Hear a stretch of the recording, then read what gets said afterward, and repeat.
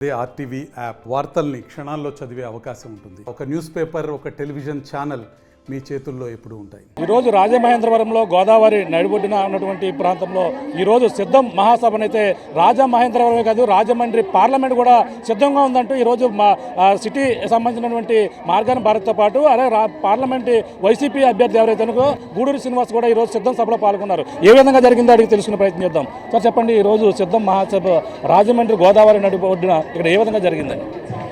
చాలా అద్భుతమైన స్పందన ప్రజల నుంచి. చాలా పెద్ద ఎత్తున జనం ముందే మధ్యాహ్నం నుంచే వచ్చి చాలా చక్కగా నిర్వహణ జరిగింది.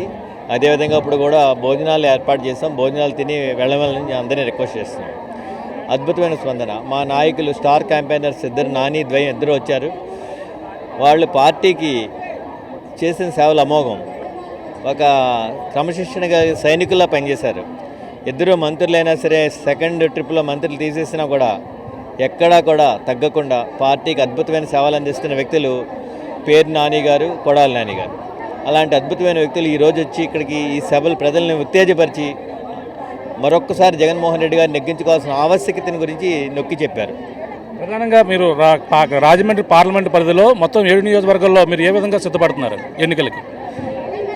అంటే అన్ని నియోజకవర్గాల్లో కూడా అద్భుతమైన స్పందన ఉంది. నేను అన్ని నియోజకవర్గాల్లో తిరుగుతున్నాను ఎవ్రీ డే. ప్రతిరోజు కూడా 2 నియోజకవర్గాల్లో చెప్పిన ప్రతిరోజు వెళ్తున్నాను. ఎక్కడికి వెళ్ళినా కూడా ప్రజలు జగన్మోహన్ రెడ్డి గారు ఇస్తున్న సంక్షేమానికి జేజేలు పలుకుతున్నారు. ఆరోగ్యశ్రీ 25 లక్షలకు పెంచడం పట్ల చాలా ఆనందంగా ఉన్నారు. అదేవిధంగా విద్యా వైద్యం పట్ల జగన్మోహన్ రెడ్డి గారు చూపిస్తున్న శ్రద్ధని వాళ్ళు చాలా అభినందిస్తున్నారు. ఎక్కడికి వెళ్ళినా కూడా చాలా అద్భుతమైన పరిపాలన, ఇది మళ్ళా కావాలి మాకు అని చెప్పి ప్రజలు చెప్తున్నారు. ప్రధానంగా 7 నియోజకవర్గాల్లో అభివృద్ధి ఏ విధంగా చేసేందుకు మీరు దిశగా వెళ్తున్నారు? ప్రధానంగా ఏ సమస్యలపై ముఖ్యంగా దృష్టి సాధించబోతున్నారు? అంటే మెయిన్గా పార్లమెంట్ పరిధిలోని నీళ్ల సమస్య, తాగునీటి మంచినీరు అందించాలి అందరికీ, డ్రైనేజ్ వ్యవస్థ కల్పించాలి, అలాగే చక్కని ఫ్లైఓవర్స్ ఎక్కడెక్కడైతే అవసరమైనా అక్కడ ఫ్లైఓవర్స్ నిర్మించాలి. ఇవే నా ప్రధాన దృష్టి మెయిన్. ఏపీలో జనసేన టీడీపీ పొత్తులో భాగంగా అలా ముందుకు వెళ్తున్న పరిస్థితి, మీరందరూ కూడా సిద్ధంతో ముందుకు వెళ్తున్నారు. ఏ విధంగా జనసేన కావచ్చు టీడీపీ అభ్యర్థులు ఏ విధంగా మీరు ఓడించేందుకు మీరు ఏ విధంగా ముందుకు వెళ్తున్నారు? సార్, ఇందాక కొడాలి నాని గారు చక్కగా చెప్పారు. 3% ఉన్న కమ్మ సామాజిక వర్గానికి ఆయన 30 సీట్లు ఇచ్చాడు.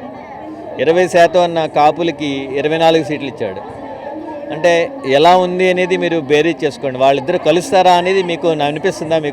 మీరు మాకన్నా కూడా నాలెడ్జ్ ఉన్న వాళ్ళు, పత్రికా ప్రతినిధులు. సో 20% ఉన్న వాళ్ళకి 24 సీట్లు ఇచ్చి కేవలం 3% ఉన్న కమ్మవారికి 30 సీట్లు ఇచ్చిన వ్యక్తి చంద్రబాబు నాయుడు.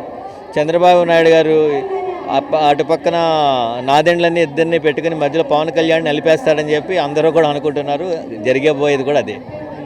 అంటే ముఖ్యంగా ఏపీ వ్యాప్తంగా చూసుకుంటే సచివాలయాన్ని మన ఇప్పుడున్నటువంటి జగన్మోహన్ రెడ్డి తాకట్టు పెట్టాడు 370 కోట్లకి అని చెప్పేసి చంద్రబాబు కావచ్చు, లోకేష్ అందరూ కూడా కామెంట్ చేస్తున్న పరిస్థితి. అవన్నీ కూడా ఎలా చూడాలండి? సార్, గాంధీజీ కన్నా గ్రామ స్వరాజ్యాన్ని సుసంపన్నం చేసిన వ్యక్తి జగన్మోహన్ రెడ్డి గారు.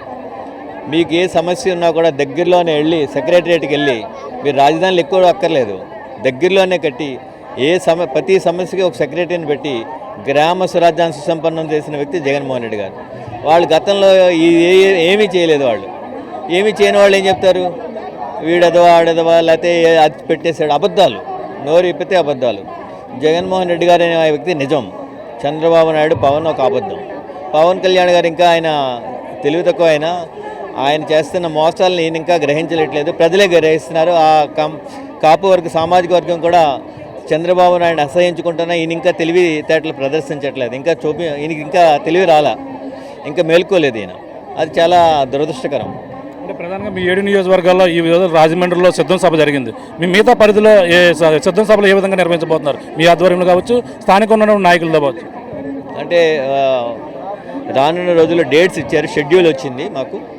డెఫినెట్గా అన్ని చోట్ల కూడా ఇదే విధంగా సభల్ని, అంటే మెయిన్గా మా కాన్సన్ట్రేషన్ ఎక్కడ బీసీ, ఎస్సీ మైనారిటీస్ అండ్ అగ్రకులాల్లోని పేదల్ని ఒక చోట కూర్చోబెట్టి జరుగుతున్న అభివృద్ధిని, జరగబోయి మేము ఇంకా ఏం చేస్తామనేది చెప్పడానికి మా ప్రయత్నం. ఈ సభల లక్ష్యం కూడా అదే. ఇది పరిస్థితి ప్రధానంగా చూస్తున్నాం. ఈ రోజు అయితే సిద్ధం మహాసభలో అయితే ప్రధానంగా ఈరోజు రాజమండ్రిలో గూడూరు శ్రీనివాస్ గారు కావచ్చు, అలాగే ఎంపీ అభ్యర్థి, అలాగే రాజమండ్రి సిటీ ఎమ్మెల్యే అభ్యర్థి మార్గాని భారత్తో పాటు ఈ రోజు అయితే భారీ ఎత్తున అయితే సిద్ధం సభను అయితే చేశారు. అలాగే 7 నియోజకవర్గ పరిధిలో మొత్తం సిద్ధం సభలు విడతల వారీగా కూడా జరుగుతాయి. అది ప్రధానంగా చూసుకుంటే ప్రధానమైన సమస్యలు ఏవైతే ఉన్నాయో ఈ పార్లమెంట్ పరిధిలో అన్ని సమస్యలు కూడా గుర్తించే విధంగా మొత్తం రాబోయే ఎన్నికల్లో మేమంతా కూడా ఆ సమస్యలు తీర్చే విధంగా కృషి చేస్తానంటూ, అలాగే రాబోయే ఎన్నికల్లో వైసీపీకే మళ్ళీ పట్టం కడుతున్నారో ప్రజలంటూ ప్రధానంగా చెప్తున్న పరిస్థితి, గూడూరు శ్రీనివాస్ గారు చెప్తున్న పరిస్థితి ప్రధానంగా ఉందని చెప్పాలి. ఇది కూడా తాజా పరిస్థితి. మేము బాలుతో ప్రకాష్, RTV రాజమండ్రి నుంచి. మరిన్ని వీడియోస్ కోసం ఛానల్ ని సబ్స్క్రైబ్ చేయండి. లేటెస్ట్ అప్డేట్స్ కోసం వాట్సాప్ ఛానల్ ని ఫాలో చేయండి. అండ్ లింక్ డిస్క్రిప్షన్ లో ఉంది.